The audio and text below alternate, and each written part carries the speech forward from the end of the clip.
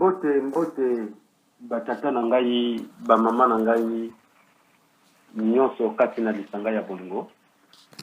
Lelo ngai tata wasambulwa na Yesu na kati ndako na bino na nzela ya mateya oyo tango nyonso na pesa kabino na tango ye pesa mela kabiso na tina kozwa lolenge ya kozaela kati na mokili oyo. Solo na pesi bino bolimbisi mingi pamba te mateya oyo ezali mateya epesa mela kabiso mo konso.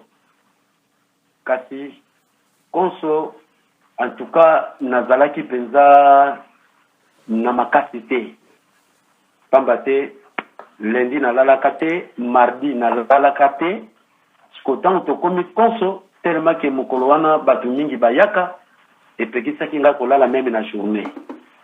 Alors tango toyaki kokoma na pokwa wana esengelaki na pesa mateya kasi en tout cas nzote permetaki te nde nasengaki mokili molimo bapesa ngai makoki na pusa yango mikolo. Mais mokolo na biso na mosuni tobongisaki ezalaki mokolo ya mine ndenge tozobenga jeudi.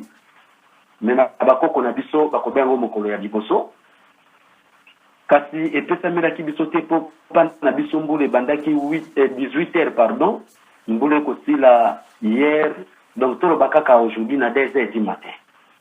Donc on bomoni likambo ya ba téléphone ba réseau na tango biso mbule betaka awa ba réseau pekti bakamakasi. Pena makelele ya bakake ya batonere wana ya bambula ekwa ko déranger biso yango wana tobongisa kyango za la pona mokolo ya lelo nde lelo epesa meli biso mais ko pesa meli biso na zalaki na bodembu parce que tongo etani bapesi ngai temi moko te mpe moi temi moko te pourquoi temi moko te kaka awawa kala mingi te ndebe kopesa ngai temi tango na zwi yango eye kopesa ngai sikoyo makasi ya kopusa na epai na bino pote mama soka ke yuwenze pona koteka atikaki bana na nzala mais soki ateki tazwi biloko kolia te mama soka kabolingu na ndako mais soki mama teki malamu mama soka kana esengo na makasi na sachet na mopanzi ya bidei ya bana na ye. Mais soki azangi bilei akozala na courage tipo akoya bana bakolia nini na nzela mama zokanisa solo banzela to pe tata. Mais soki tata zui to mama zui ayaka nesengo po ayibike bana nanga bakolia lolenge wana ekopesa ngai mwa makasi quelque soit ba faiblesse ezali mais tango ba ekopesa ngai oyo ekokina memela bino en tout cas nde salike nazo makasi. Mais na kati na yango bazongi singa lisusu na mayakala oyo bozwa plusieurs fois. Namoko na se demander pourquoi temi oyo susu le monde des esprits et kozonga. Na bi bon na vandi namoko na bité tata changer ngai parce que oyo ese kota na matoyi na bana na nganyo su ya molimo. Mais comment ils ont lisusu? Mais en tout cas tata ba ponga yebi pourquoi ils ont lisusu. Parce que ba rappel pe ezala kamotuya et pena mosusu en tout cas nanu to kabula ngona binote mais epesa meli biso lisusu lelo nde ekozala esengo mingi na yango batata ba mama na yebi ke tozali ko dingila na passe ko dingila wana ili ko loba ke tozali ko vivre na difficulté solo difficulté na biso bandi pe lelo te e bandi biso kala kutu lelo oyo soki boza kobenga ma basambeli parce que discernement est en abino sans discernement bokoye ko se livrer te pona ko sambela nzambi pungu tolendo ntope ko bwaka bomoto na biso kolanda oyo ya molimo kasi mpeve ya nzambi pungu oto bengi molimo nzambi pungu tango evandi kati na biso na bapense tu eko comprendre que oyo aza ko diriger mokili azali mongunya oto bengi Satan le diable Lucifer na bato na ye ba mindele baza ko diriger mokili na position moko kaka biso ba yindo to tikala ko zala esclave na bango libela biso ba yindo to zala kaka bato kolela pe batu ya konyokwama.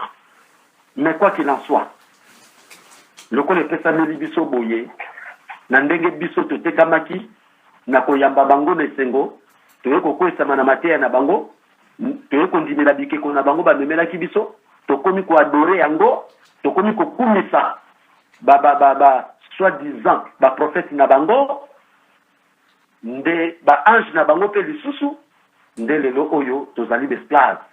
Mais lokola bolingo nzambe mpungu tolendo ezali monene kati na biso ayaki kosala ke abandaki litio mpona kolibere biso na maboko ya bangunia wuta kala baoyo bamitie bangunia na biso banani baoyo baza konyokola biso milimo mabe ya satana mpe bamindele oyo bamemelaki biso evangile abanda kala naza si boyebi ndenga telemisaka boye ya bamindele kati na biso toyebi moto ya liboso atelemaki na li oyo bamindele bayaki nango kokisama te kombo na yaki panzozinga oyo ya mibale kombo na ye vita nkanga après nzambe mpungu aye kotelemisa basakoli lokola mama ngalfurunu mafuta bamama nzinga mama dipa vita mvuluzi kimbangu ekino lelo oyo biso toza kokonside kaka niti yango mpona tozwa bososoli me eloko ya kokamwa batata na bamama selo baimposaka boye moto oyo akozoleba ya station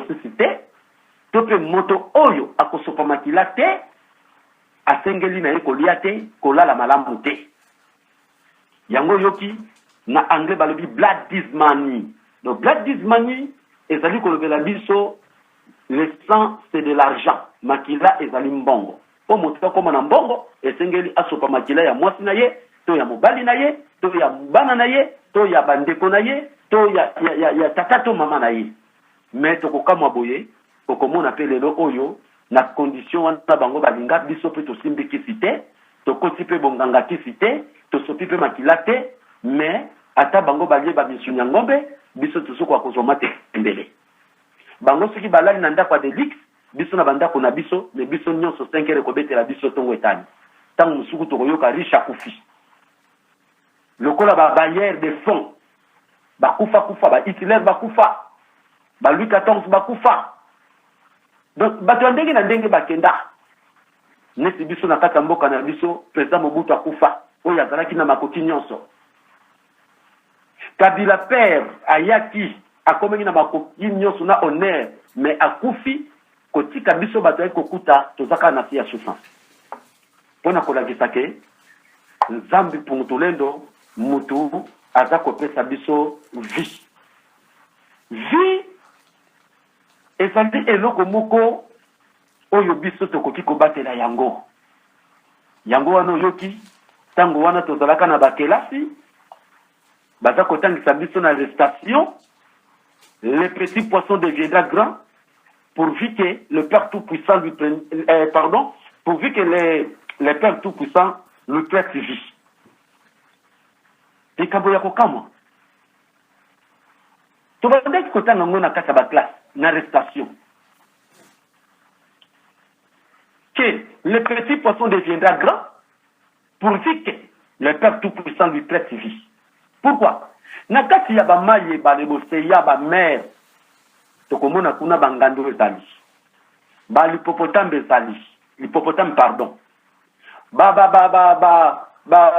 dauphin ezali oyo liaka bambi mais boni mbisa botami na kati ya mai azali mokie mais lobi kuna esika ba dauphin bazali bangando bazali ba hippopotame bazali et ba pangolin bazali ba mbisa ndenge na kati ya mai ndenge liaka bati to pe na kati ya zamba ba lion ba guépard ba tigre ba léopard bango bazali wana baliaka kaka misuni moko kama mbolo kwa botami na kati ya zamba lobi akomi mokolo ye pa boti mais pour na esika oyo bankoyi bazali koma mboloko akolaki esika oyo balipopotame bazali esika oyo bangando bazali badofe bazali mais comment bisa koli eza kolakisa ke bomoi na biso nzambe mutapesa kango et na mokili toza ko vivre bato basa koluka makila bato po batona na bomengo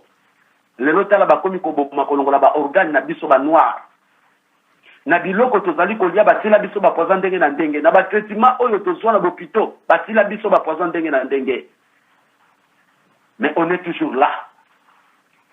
Pour les Européens, bango balingaki kutu teke biso batuke tozala. Basala nyonso na ba vaccin. Mais les petits poissons deviendront grands pourvu que le Père Tout-Puissant lui prête vie.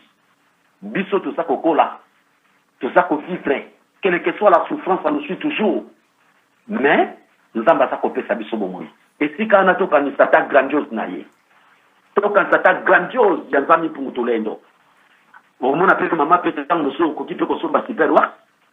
Or que les koya mobutu, bazalaki ko imposer que mutuka kola ta super moi ça me compte. Mais le maman zola tango, est-ce que ce prix batila?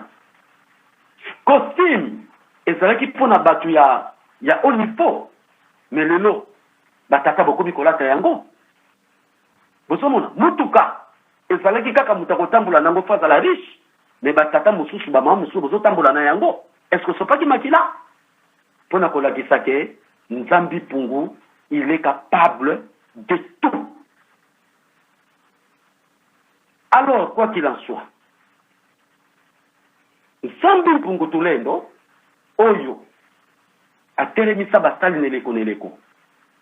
Nzambi Pungu saka na liboko na litama, pona kotala, libota oyo saka kotinde la basali, pona komemela bango poli, oyo kuti kobitisa bango, et basali wana, tozali kofingama.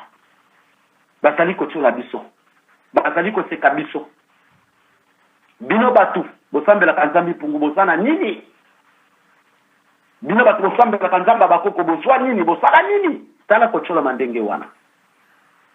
Mais, oyoka parmi batu bafingi biso bongo, lobi akoti hôpital, lobi bakungiye. Mais biso batu tosala eloko te, na Nzambi Pungu, tozali kaka toujours kodemere, kozala na bomongi. Et c'est ça, na yango to kanisila kango Nzambi Pungu Tulendo. Oyebi condition ya mokili. Pozwa, il faut sopa makila. Pozwa, foko tabasexi moko soki ndenge nini. Mais, biso tokoti yango te. Na zongela kamalobo mbala mingi, le 17 août 1922, Nzambi Pungu alobaki, tokozwa indépendance ya molimo pe ya musuni, po bilaka ezali. Mais, biso, tokolia kaka na ngolu ya Nzambi Pungu Tulendo. Parce que mbongo, ya kobeba. Batu bakosakana nango, escroc, miyibi, na bapaya, oyo baiko coloniser mboka na biso ya Congo. Et c'est ça. Et à l'époque de nos ancêtres, notre patrie s'appelait Congo. Et ça là qui Congo. Mais, il fut baptisé premièrement par les Portugais, précisément, Nandeko Nabiso Léopold II, Oya Kotaka Awa, et pardon, Nzinga, Nani,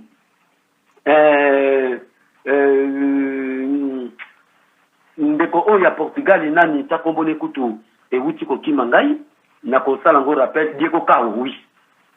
Diego Kao, a été baptisé Mboka Nabiso, à l'époque s'appelait Nzadi Congo, mais il fut baptisé par le Portugais Zaïre. Frère Zaïre. Mais, Mboka Nabiso Congo, et bien, comme K-O-N-G-O. Congo, wana ningola kisambala moko, Nzambi Pungu Tulendo. Son nom propre Congo. Congo, Nabokoko Nabiso, Nkongo Kalunga, et la kisi Nzambe Yaboli. Mais les lots, pendant que Congo Nabiso comme qui christianisé, ben, qu'on la lettre K, battu lettre C. Et commis C-O-N-G-O et commis Congo. Oui, namokano na bango. Et, naba oyo baza kozwa motu ya kozana bokondikati na Congo, basali kobenga ngo kaka Congo. Et lelo, à l'arrivée de Kabila père, de Désiré Kabila, et de Kabila fils, et Tshisekedi, bengango RDC. République démocratique du Congo. Mais c'est ok, la République démocratique du Congo, elle n'est pas la Sabisonine. Parce que Zaïre, et Zali Kokomama, Z-A-I-R-E. Z-A-U, na likolo, il faut que tu aies des points.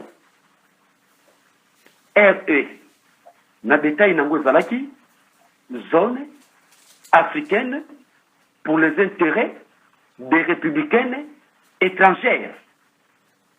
Zone africaine pour les intérêts des républicaines étrangères.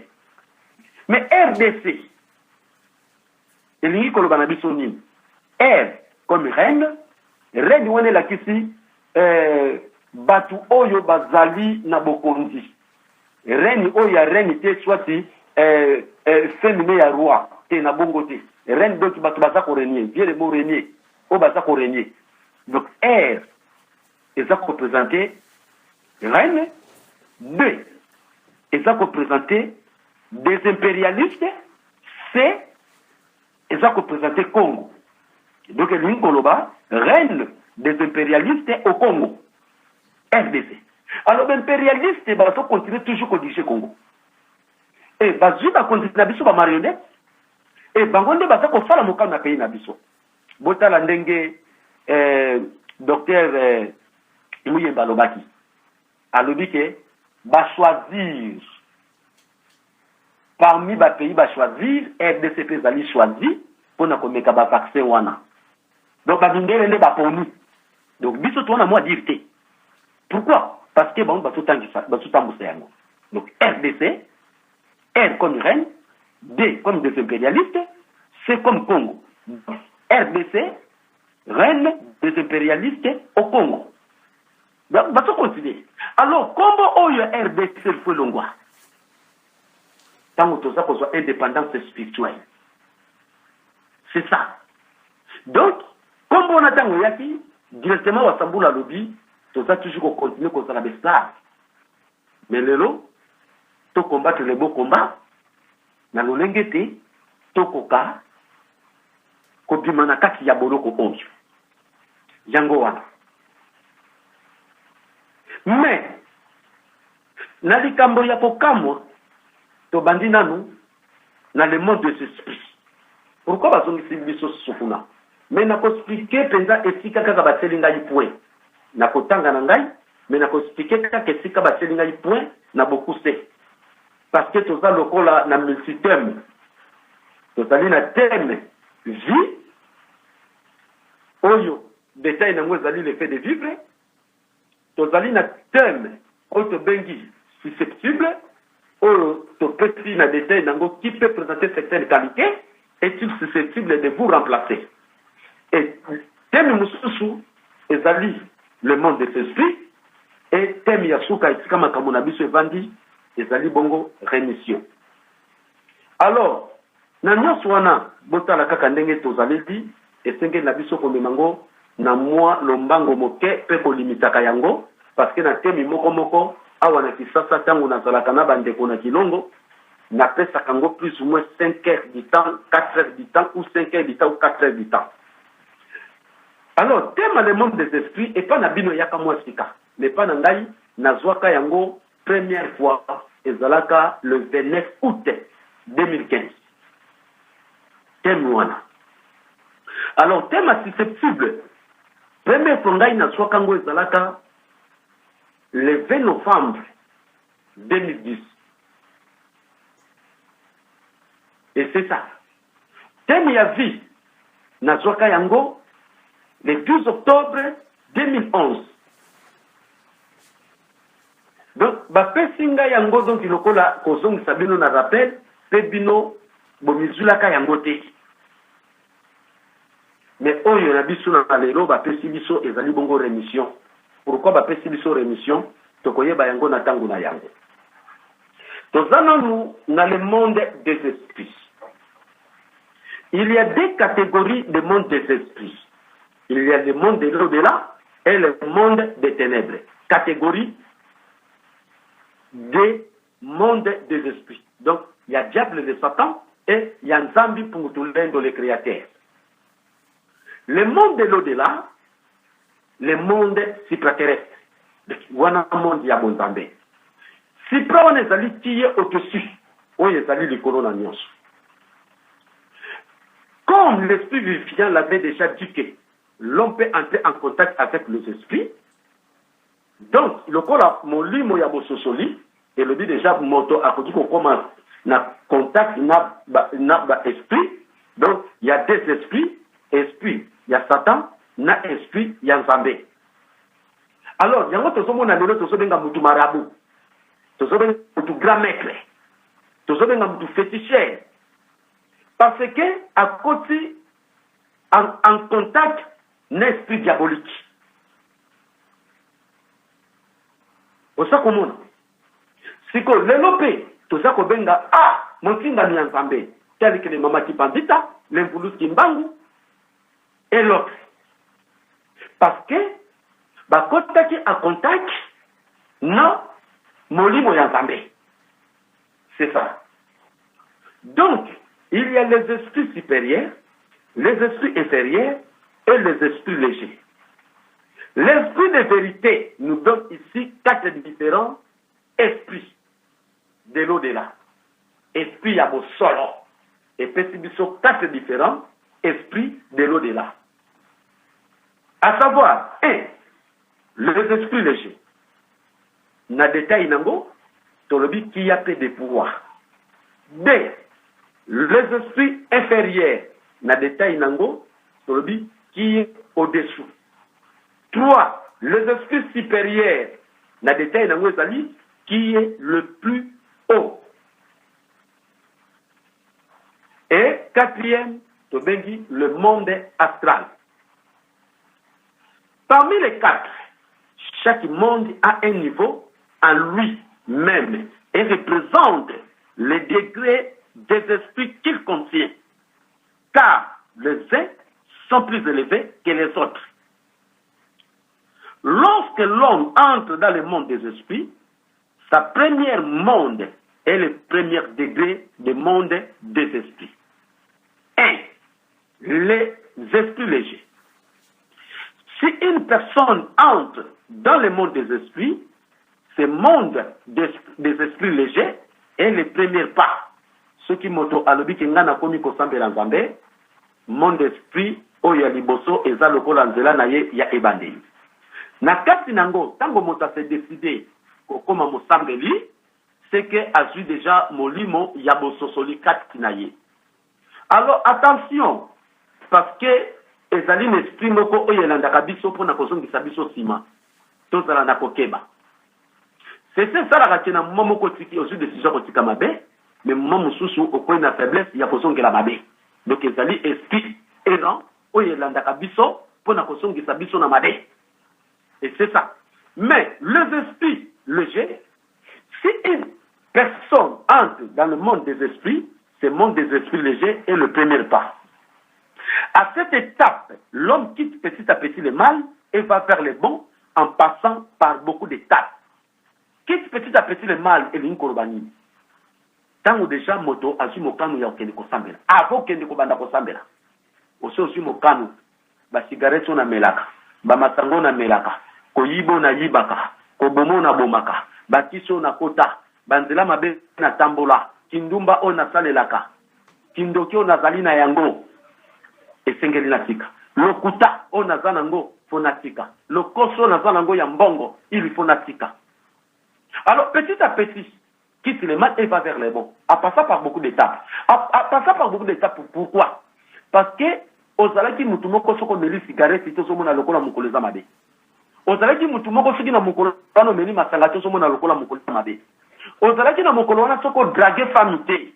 Osomona lokola mukolo leki mabe. To mama na nzela babengi yete. Akomona ngo lokola mukolo leki mabe. Soki obuki lokuta te na likambo moko boposi la lokumu, okomona lokola so vivre te.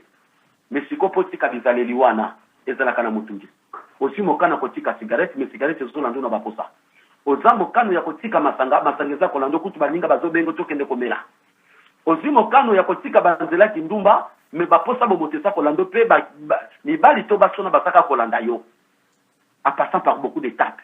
Mais en tant que mwana Congo, mwana tata wamba pungutu lendo ine Congo kalunga, on est obligé ya kokabwana nango. Alors, ce qui aussi mokano ya kokabwana nango, première chose, il faut passer na rémission. Biso tokokila kabile ite. Bile na biso tokoki kokilango na ebandeli tango ndimi kosambela Nzambe. Condition ya kokila wana ezali nini? otika banzela wana nyonso salaki pe kokila bile ezali signe de reconnaissance epai ya Nzambe Mpungu mpona kosenga ye bolimbisi. Na mokolo wana okomikangela na suku na yo oyo tobengi chambre. Ntango mikangeli wana okomela mai te, okosokola mai te, okolia bilei moko te, okosola na bato te, okosola na telefoni te, nyonso kozala ferme. Alors na mokolo wana nde kosala signe de reconnaissance ya kosenga ka bolimbisi epai ya Nzambe Mpungu Tulendo mpona les fautes passées, les erreurs passées et les péchés passés. Na tina ete okoma sikoyo moto ya malamu ya sika epai na Nzambe Mpungu. Tango sengi babolimbisi wana nde sikoyo okomi moto ya kokoka. Kozala te chaque jour ososambela osengi bolimbisi. Non. Donc tango ozwi mokano wana c'est que ozwi déjà connaissance. Oyebi déjà mabe na malamu. Kozongela su mabe wana osengelaki bolimbisi te kende liboso kozonga nsima te. C'est ça. Nde moto wana aleki étape ya esprit léger. Parce que pour les kayango, faut soit déjà moins connaissance. Ndenge papa sambula te ya kabino, ndenge sa kola kisabino, connaissance wana, ndenge so comprendre que on a sala kesa mabe. Na tika yango. Bazelo na kota kana nyata kana tambolaka eza mabe. Ba jugement na ngai, comportement na ngai, ba langage na ngai ezali mabe. Kotonga na ngai kochola, ko se faire voir, orgueil ezali mabe, vantard ezali mabe. Itika nakoka kolonga parce que batu musu bayebaka te orgueil ezali lokola moto oyo tobengi na lingala moto ya lofundu komona batu pamba. Vantard ezali moto oyo aza ko se faire voir komilakisa ngana zana nakoka mais ta musu pas zane nangote. Et c'est ça. Donc étape wana moto wana kozongela lisusu yango te. Okoyoka te moto moko a osé voir na ndenga mabe pa ya prochain. Na ye, to pa ya collègue, to pa ya mobali, to pa ya mwasi na ye, to pa ya mwana. Oui, pas mene sana kate na défaut oyo mwana sali, papa ko iko ganga po mwana azwa crainte, akoka kotika oya mabe wana papa pa bela kiye. C'est normal. Mais entre les deux conjoints, to sali bamboite. Tala langage na yo makasi likolo ya mwasi. Tala langage na mabe liboso ya mobali. Non, wana tosikoni bambwa, tokoni bangulu. Tosaba tuna Nzambe te. Tala na tisidi wana, na comportement wana, na balangage wana, komi benga rate ko samona bilaka. Ou bien, suka na poso benga komi benga mona bilaka, na suka na kolabiso nini yo kosa. Et c'est ça. Alors, sikoyo, efika nga na suka na deuxième, les esprits inférieurs. C'est ça ozomona mutu na bondimi atamboli abandi pe kolonga. Bandi ko lakse musaka. Mama openza akoma kosambela. Tato yakoma kosambela. Mais tata na zalaki suka bandi komela. Tata wana tala basi. Mama na zalaki na kinduma moko. Bongo molato ya mama wana. Soka che meshao, soka che plantiao, soka lati kilote to pantalon to jupe ya mukuse. To kotika libu mulibanda. Mais lelo tala mama na ndenga koma kolata. Tala mama na ndenga koma ko se coiffer. Tala tata wana ndenga koma atikala kana mwasi moko. Tala ndenge tata na koma akoma modèle, akoma exemplaire. Et c'est ça. Parce que nos actes prêchent plus que nos paroles. Yo moko komi mona teke ozali na mayele. Ngai na koka, na samo na Nzambe Mpungu Tulendo, na tambolaka bien, na salaka makambo ya malamu, yo moko komi mona te. Bala qui sont de mon sac. Que papa changeait, que maman changeait. Oui, parce que nos actes prêchent plus que nos paroles. Olobi le côté que na koma Nzambe Mpungu. Olobi le côté que na koma kosala malamu. Olobi le côté que na koma na bolingo. Olobi le côté que bizarre wana mabe na tika kindumba kimoyibi kisulari na tika olobi note. Mais ndenge kaka batu bamoni o se conformer batu bamu ba kolobaki papa yo prenza koma kosambela. Mamo yo akomi kosambela. Pona nini comportement komi nango ya sika kati na bonzabe. C'est ça. Mais deuxième étape, autobengi esprit inférieur. Oyezali, étape qui est l'étape la plus difficile. Et si que zalaka muta mati. Oui, batu musupo bozomona o baotanga koma Nzambe Mpungu Tulendo babenga mape. Mais na kobenga mawana tango akoti na nzela ngo akomi ko se mesure na ba pasteur asombi villa na ma campagne ngape fona somba villa pasteur atamboli na amer ngape fona tambola na amer sikoyo pona zwango mifona sala nini alors mutakomi lokuta mutakomi ko pesa ba professeur lokuta et c'est ça mon moni wa sambulwa banda be événement nyonso ya coronavirus et bandi lokola mokila molimo ba pesi ngai malobana lobana bilote naza na silence donc ezola kisake oyo nyonso ningi se sali mokili mutesali yango ezali tumbwa nzambe te soit disant bato musu babi comme tumbwa nzambe mbule kobeta bozwa mai ona bomela mususu bokofungola bible bokomona suki na bozo bocha na mai bomela misusu bakolobake bocha ba bidon na ba porte ya ndako osomona mais papa asambulwa azali toujours silence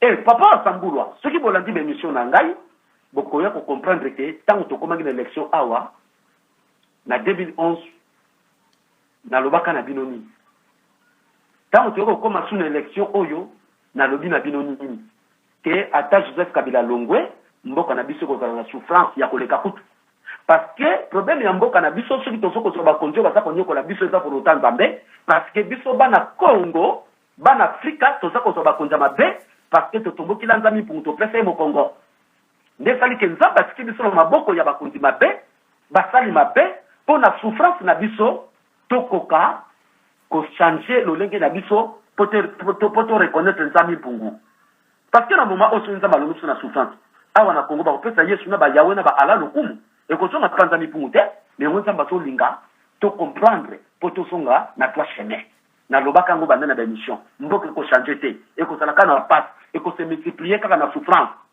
yango yo toza ko vivre yango na lobaka yango papa asambula pesa kabinote ke o yazo ya roi divin o mboka non naka na silence mais tala batu batanga ki bakoma ba roi divin tala ba prophétie o nga mwana 12 ans basindinga na loba boye o nga iboye et c'est ça alors papa asambula soki bomoni na zali silence c'est que lito inangai et yambi message te ya mokila molimo ngara sala kana bilo bano batei peut-être ko lobana ngai ninge sala kana émission tondenge na soko pesa bino mate esengeli kama monoko fungo mapone loba pour ce que le bité mate ko komela bino ndenge nini et c'est ça mais na kati na deuxième étape esprit inférieur yango nde bazongi selingali et pas na bino esprit léger n'est inférieur parce que tant que qui mokana ko sambela oyo salaki o ce qui décision ko kabwana mabe wana te mais comment se fait que obandaki ko bunda oyo potiki okomi ko sala malamu mais pourquoi bandi ko songa sous mabe o pesi accès n'esprit errant ya kadiam pemba et ya ko sala misala tati na bomo inayo esike tozota la étape to komi osongi le sous kolula osongi le sous le kofa mbongo osongi le sous makamlo ya kaka non pas réformez vos voies et vos œuvres